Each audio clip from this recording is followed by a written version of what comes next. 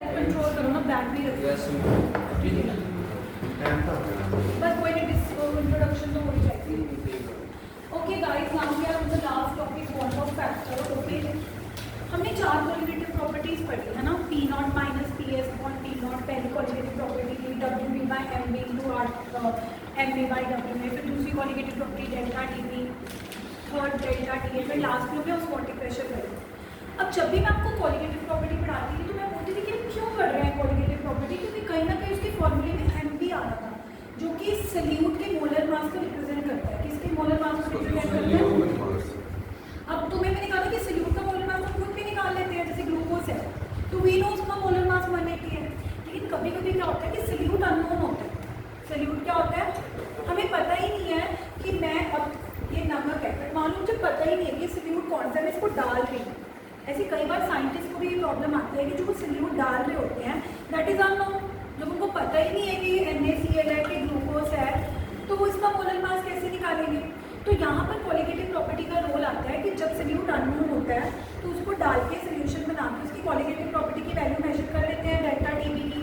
W भी कितना डाल रहे हो तो तुम्हें पता ही है, डब्ल्यू ए भी पता है, तो सारी चीज़ें फॉर्मूले में पुट करके वहाँ से हम एम भी निकाल लेते थे। क्या निकाल लेते थे?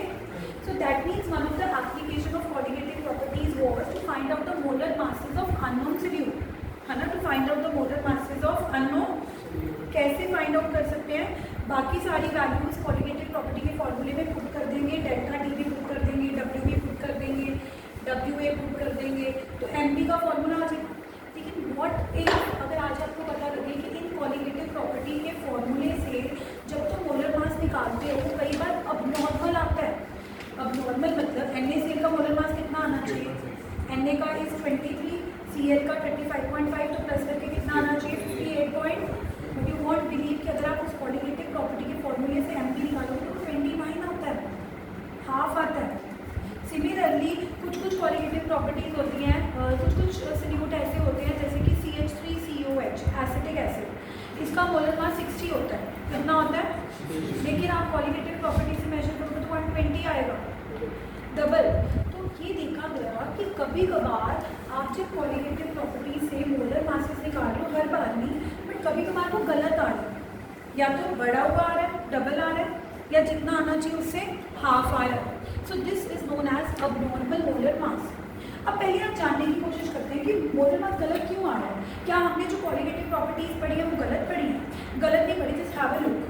देखो, जब आप नमक डालते हो या कोई भी सल्यूट डालते हो वो दो तरह का होता है, one is electrolyte and one is, अब इलेक्ट्रोलाइट्स कौन होते हैं किसी को पता? What are electrolytes? जैसे NaCl जो पानी में जाके ब्रेक हो जाते हैं, जो पानी में जाके डिसोशिएट हो जाते हैं, ऐसे सब्सटेंसेस को क्या बोलते हैं? अब देखो मुहताज हुआ क्या, जैसे तुमने NaCl डाला, तुमने एक पार्टिकल डाला, ऐसे तो पॉसिबल नहीं है एक पार्टिकल डालना। मैं एग्जाम्पल ले लूँ, मान लो तुमने NaCl के कितने पार्टिकल डाले, तो जैसे ही पानी में गए तो टूट गए, एक Na पॉजिटिव हो गया और एक। अब क्वालिटेटिव प्रॉपर्टी की वैल्यू जब तुमने मेजर करी, मान लो डेल्टा टी बी की वैल्यू तुमने थर्मामीटर डाल के मेजर करी, क्वालिटेटिव प्रॉपर्टी क्या होती है? विच depend upon the number of particle. तुमने तो एक ही पार्टिकल डाला था, बट जब तुम क्वालिटेटिव प्रॉपर्टी मेजर करने लगे उसको कितने पार्टिकल दिखे? उसको क्यों दिखे दो? आपने एक डाला, उसको तो वही दिखेगा ना जो दिख रहा है, वो ये थोड़ा कहेगा कि नहीं आपने एक NaCl डाला, उसको तो Na अलग दिखा और Cl अलग दिखा। तो जो डेल्टा टी बी की वैल्यू एक क्वालिटेटिव एक पार्टिकल की वजह से आनी चाहिए थी, वो वैल्यू कितने पार्टिकल की वजह से आएगी? तो आनी कितने पार्टिकल की वजह से चाहिए थी? आपने तो एक ही NaCl डाला, बट क्योंकि जो इलेक्ट्रोलाइट्स होते हैं दे डिसोशिएट, वो पानी में जाके डिसोशिएट हो जाते हैं, ब्रेक हो जाते हैं, तो कभी कभार क्या होता है कि जो क्वालिटेटिव प्रॉपर्टी की वैल्यू जो आनी चाहिए थी वो ज़्यादा आने लगती है ना। NaCl के केस में अगर आप डेल्टा टी बी की वैल्यू मेजर करोगे तो वो वैल्यू डबल आ जाएगी। डबल क्यों आएगी? क्योंकि तुमने तो एक ही पार्टिकल डाला है, बट वो पानी में जाके कितने हो रहे हैं? 2। अब ध्यान से देखो, डेल्टा टी बी का फॉर्मूला क्या था? WB by MB, sorry KB, WB by MB 1000 by WA। तो यानी कि क्वालिटेटिव प्रॉपर्टी मोलर मास के इनवर्सली प्रोपोर्शनल होती है। क्वालिटेटिव प्रॉपर्टी में क्या असर पड़ रहा है, वो क्या हो रही है? तो मोलर मास क्या आएगा? हाफ। तभी NaCl का मोलर मास जो 58.5 आना चाहिए था उसकी जगह को कितना आ रहा है? 20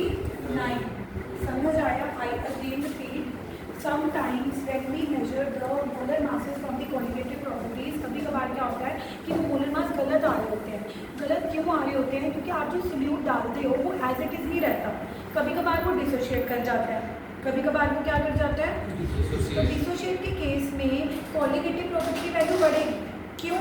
डिसोशिएट होगा, नंबर ऑफ पार्टिकल्स बढ़ेंगे, डिसोशिएट होने पे नंबर ऑफ पार्टिकल्स बढ़ेंगे। और क्वालिटेटिव प्रॉपर्टी होती कौन है?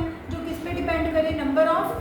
तो अगर नंबर ऑफ पार्टिकल्स बढ़ रहे हैं तो क्वालिटेटिव प्रॉपर्टी की वैल्यू भी क्या होएगी? बढ़ेगी, यानी कि जितनी आनी चाहिए उससे ज़्यादा आएगी, मे बी डबल होगी, ट्रिपल होगी, वो डिपेंड करेगा कि कितने पार्टिकल्स में टूट रहा है।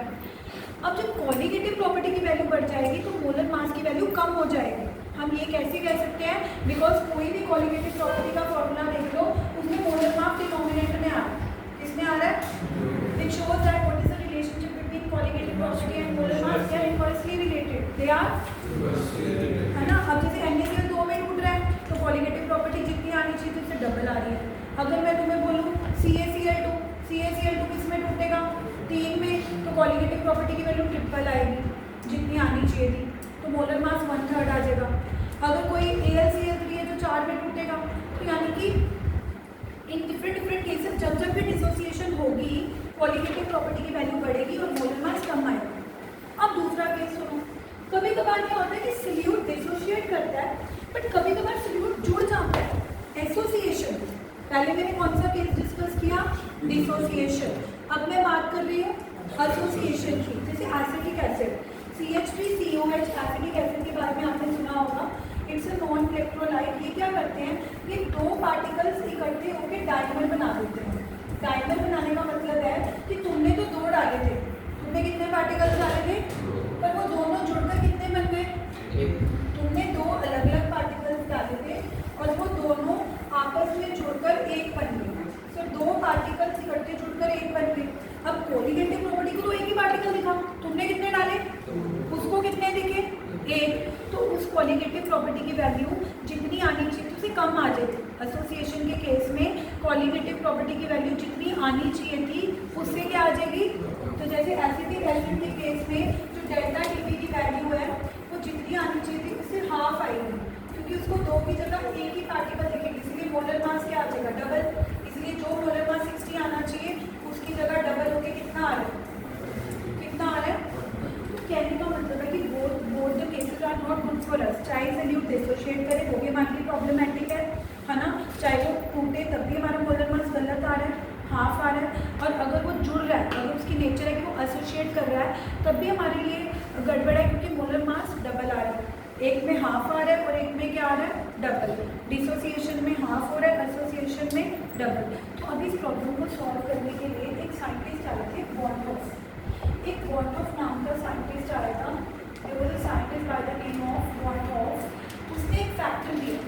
अब वॉनहोफ ऐसा तो है नहीं कि वॉनहोफ को रात को नींद आई और सुबह उसने सपना लिया कि मैं ऐसे करूँ। उसने बहुत सारे एक्सपेरिमेंट करके उसने कहा कि हम इस प्रॉब्लम को बहुत ईजिली सॉल्व कर सकते हैं। वॉनहोफ ने एक फैक्टर इंट्रोड्यूस किया जिसको आई से डिनोट करते हैं। किससे डिनोट करते हैं? आई से। उसने कहा कि तुम क्या करो, जब भी आपका कोई भी क्वालिटेटिव प्रॉपर्टी का क्वेश्चन आएगा, जब भी आपका क्वालिटेटिव प्रॉपर्टी का कोई भी क्वेश्चन आएगा, आपने उसके फॉर्मूले में आई लगा देना। क्या लगा देना? जैसे अब तक हम क्वालिटेटिव प्रॉपर्टी का फॉर्मूला क्या करते थे? P0 minus P/P0 equal to WB/MA into MA/WA। इन्होंने सिर्फ XB डायरेक्ट लिखा हुआ है, तो इस फॉर्मूले में आई लगा देना। डेल्टा Tb का फॉर्मूला होता था Kb WB/MB इन 1000/W, आई लगा देना। तीसरी क्वालिटेटिव प्रॉपर्टी के फॉर्मूले में भी आई लगा देना कि आई लगने से जो आपका मोलर मास गलत आ रहा है, गलत नहीं आएगा।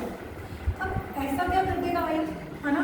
या आई की वैल्यू कैसे, ऐसी आई की क्या वैल्यू होगी कि जो मोलर मास NaCl के केस में हाफ आने वाला था वो सही आ जाएगा, या एसिटिक एसिड में जो मोलर मास डबल आने वाला था वो भी ठीक हो जाएगा। तो आई कहता है, वॉन्टो फैक्टर कहता है कि वॉन्टो फैक्टर ने कहा कि इसने एक फॉर्मूला दिया कि number of particles after dissociation और association divided by number of particles before dissociation और एसोसिएशन। जैसे NaCl के केस में अगर मैं आई की वैल्यू निकालूँ, NaCl में कितने डाल रही थी? गुरदाज NaCl में कितने डाल रही थी? तो बिफोर डिसोसिएशन में कितने डाल रही थी? लेकिन वो आफ्टर कितने हो गए? आई की वैल्यू 2/1 आ गई। अब जैसे ही तुम आई की वैल्यू 2/1 पुट पुट करोगे तो जो नीचे मोलर मास हाफ आने वाला था उस हाफ को ये 2 डबल करके कंपनसेट कर देगा। दोबारा सुनो, जब तक हम आई नहीं निकाल रहे थे तो NaCl के केस में जो डेल्टा टीवी वाला फॉर्मूला था उसमें जब हम सारी चीज़ें पुट कर रहे थे तो नीचे जो Mp आ रहा था वो हाफ आ रहा था ना। Mp की वैल्यू क्या आ रही थी? हाफ। अब वो हाफ ना आए तो कॉन्टो फैक्टर ने कहा कि तुम क्या करो, उस फॉर्मूले में मेरे को लगा दो, मुझे आई लगा दो। अपने आई निकाल तो दिया, फिर आई की वैल्यू निकाली कैसे? फॉर्मूला पढ़ो, number of particles after dissociation, number of particles. तो तुमने डिसोसिएट होने से पहले NaCl कितने लिए थे? 1। वो टूट कर कितने हो गए? तो जब तुम पहले ही आई की वैल्यू यहाँ पे 2/1 पुट कर दोगे, क्या पुट कर दोगे? तो नीचे जो Mp हाफ आने वाला था वो आगे 2 उसको हाफ को डबल करके बराबर कर देगा। हाफ को डबल करके क्या कर देगा? मतलब डबल नहीं करेगा, ये नहीं कि 58.5 की जगह डबल हो जाएगा। वो 29 आने वाला था, 29 को डबल करके क्या कर देगा? 58 कितना मैजिक किया। अब आप कहोगे कि मैम ये तो NaCl के केस में, कोई और केस ले लो। अब AlCl3 है, AlCl3 किस में टूटता है? 4 में। 4 में टूटने की वजह से जो भी आप कोलिगेटिव प्रॉपर्टी की वैल्यू निकालोगे वो 4 गुना आएगी और मोलर मास कितना आएगा? 4/4। तो अब आई इसको कैसे कंपनसेट करेगा? तो हम AlCl3 कितने डाल रहे हैं? वो टूट के कितने हो रहे हैं? 5 पे कितनी होगी? 4/1। तुम पहले जब 4/1 पुट कर दोगे तो जो नीचे Mp 1/4 आने वाला था वो क्या हो जाएगा? कंपनसेट। तो हमने क्या सीखा? सेट नहीं, कंपनसेट। तो हमने क्या सीखा? That you know कॉन्टो factor is a magician. कितना मतलब मैजिक ही कर दिया उसने कहा कि कोई टेंशन नहीं, तो कोलिगेटिव प्रॉपर्टीज पढ़ते आए हो, पढ़ो। पहली कोलिगेटिव प्रॉपर्टी क्या थी?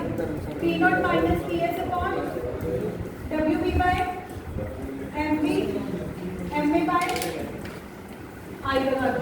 दूसरी कोलिगेटिव प्रॉपर्टी क्या पड़ेगी? डेल्टा डी बोलो, KB WB बाय 1000 बाय आगे क्या लगा दो? तीसरी कोलिगेटिव प्रॉपर्टी क्या पड़ेगी? Delta DF KF WB by 1000 by W में आगे क्या लगा दो? और लास्ट अभी भी कौन सी करें? WB by MB RT upon B 1000। Main problem पता है क्या होती है बच्चों को? बच्चे कहते हैं मैम अभी तक तो हमने 4 कोलिगेटिव प्रॉपर्टी के न्यूमेरिकल करे, तब तो हम आई यूज़ कर ही नहीं देते। अब आप कह रहे हैं कि आई लगा दो। अब हम जब एग्जाम में जाते हैं बच्चों का वैसे क्वेश्चन ही यही होता है कि मैम अब एग्जाम में क्वेश्चन आएगा, वो थोड़ा बताएंगे कि ये क्वेश्चन वॉन्ट ऑफ फैक्टर से पहले वाले प्रैक्टिस को प्रॉब्लम में से आया है कि वॉन्ट ऑफ फैक्टर के बाद वाले प्रैक्टिस, क्योंकि वॉन्ट ऑफ फैक्टर के न्यूमेरिकल होंगे तो कोलिगेटिव प्रॉपर्टी के ही न्यूमेरिकल, बस उसमें आई लगाना होगा। क्या लगाना होगा? तो the biggest challenge that students face is this कि मैम जब हमें क्वेश्चन आएगा किसी भी कोलिगेटिव प्रॉपर्टी का, मान लो डेल्टा DF का आ गया या पाई का ही आ गया, जो भी अभी आपने करवाया है, अभी तक तो हम उसके फॉर्मूले में आई लगा ही नहीं रहे थे और अब आपने कहा आई लगाना है, हमें कैसे पता लगेगा? अगर क्वेश्चन में डिसोसिएशन की बात हुई है या एसोसिएशन की बात हुई है तब आपने आई लगाना है। जैसे अभी तक आप जितने भी क्वेश्चन कर रहे थे उसमें कोई गिवन ही नहीं होता था कि सल्यूट क्या कर रहा है, डिसोशिएट या सल्यूट क्या कर रहा है। जब आप ऑटो फैक्टर के क्वेश्चन प्रैक्टिस करोगे ना तुम्हें खुद ब खुद पता लगने लग जाएगा कि उसमें कुछ अलग से बात गिवन होगी कि या तो वो डिसोशिएट कर रहा है या वो क्या कर रहा है। तो अगर आपको न्यूमेरिकल में ऐसा कुछ इन्फॉर्मेशन गिवन होगी तो आपके दिमाग को खुद पता लगने लग जाएगा कि क्वेश्चन तो मोटिवेशन का है बट लगाना आई पड़ेगा, है ना। क्वेश्चन तो डेल्टा टीवी का है बट आई लगाना पड़ेगा, ठीक है। तो अभी इतना इजी नहीं है, अभी तो मैंने इंट्रोडक्शन दिया है, थोड़ा सा आई कॉम्प्लिकेटेड है, तो it will take one more lecture tomorrow, है ना। तो आज आपने किसके न्यूमेरिकल्स करके आने हैं? आई वाले तो मैं कल खुद करवाऊंगी, आज के लिए किसके करके आने हैं? Pi is equal to CRT वाले, pi one is equal to pi 1 divided by, कल मैं इसको कंक्लूड कर दूंगी, परसों कौन सी चैप्टर शुरू करेंगे? बायोमॉलिक्यूल्स। पर आज तक मैं और जिन्होंने ऑस्मोटिक प्रेशर की कोर्स कंप्लीट नहीं करे हैं एक अलग पेज है इस पर